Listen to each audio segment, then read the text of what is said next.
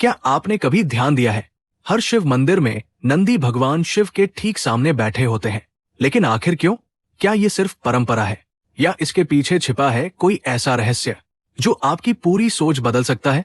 और सबसे बड़ा सवाल, अगर नंदी शिव जी के सबसे बड़े भक्त थे तो उन्हें हमेशा द्वार पर ही क्यों बैठाया गया? आज हम जानेंगे शिव पुराण का वो अद्भुत रहस्य जो शायद आपने पहले कभी नहीं सुना होगा। नंदी केवल भगवान शिव के वाहन नहीं है, बल्कि वे भक्ति, विश्वास, धैर्य और पूर्ण समर्पण के प्रतीक माने जाते हैं। शिव पुराण के अनुसार ऋषि शिलाद ने भगवान शिव को प्रसन्न करने के लिए कठोर तपस्या की। वे ऐसा पुत्र चाहते थे जो अमर हो और शिव भक्त हो। उनकी तपस्या से प्रसन्न होकर भगवान शिव ने स्वयं नंदी के रूप में उनके घर जन्म लिया। बचपन से ही नंदी का मन केवल भगवान शिव में लगा रहता था। वे हर समय ओम नमः शिवाय का जाप करते थे।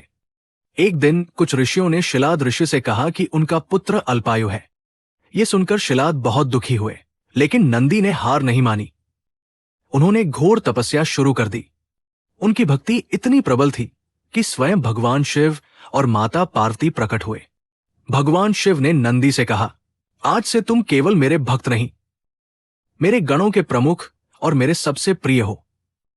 फिर शिव जी ने नंदी को अपना वाहन बनाया और उन्हें अपने सामने स्थान दिया।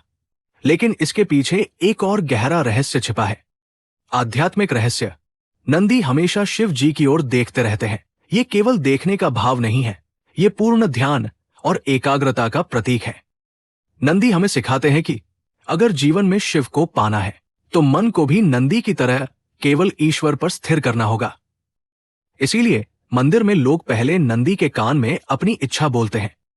मान्यता है कि नंदी सीधे शिव जी तक भक्तों की बात पहुंचाते हैं।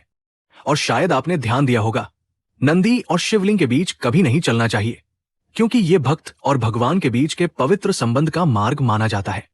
लेकिन अब जरा सोचिए, नंदी को भगवान शिव के सबसे करीब होने का अधिकार कैसे मिला? ना शक्ति से, ना धन से, ना किसी पद से, बल्कि केवल अपनी अटूट भक्ति और समर्पण से। आज के समय में क्या हमारा मन भी नंदी की तरह एक जगह स्थिर है या हर पल भटकता रहता है? कमेंट में जरूर बताइए। अगर आपको भगवान शिव के सामने बैठने का एक मौका मिले तो आप उनसे क्या मांगेंगे? हर हर महादेव।